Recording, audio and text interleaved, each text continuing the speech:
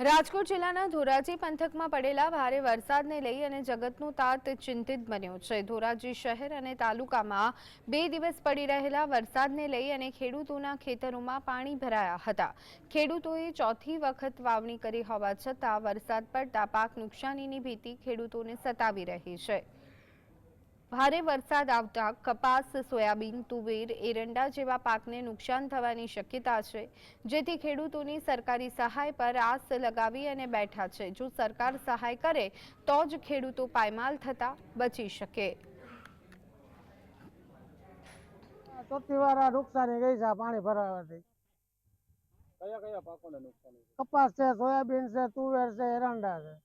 કેવાક પાણી ભરાયા? પાણી આ તમે જોઈ શકો છો, ડેમ ભર્યા છે। ચોથી વખત ડેમ ભરેલા છે।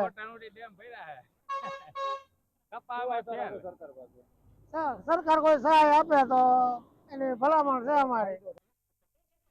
વરસાદ પુષ્કળ પડ્યો ને હજી પાછો ટીંગાઈ રહ્યો છે, આવે તૈયારીમાં જ છે। સરકાર આમાં થોડીક રાહત દે વધુ સારું, કારણ કે 4 વખત તો બિયારણ ફેલ થયા બધાય। ટૂંકી જમીન ખેડૂત શું પછી આમાં છે, કપાઈ ફેલ ગયા, તુવેર ફેલ ગઈ, સોયાબીન 4 વખત બી ફેલ ગયું, એરંડામાં એમ જ છે।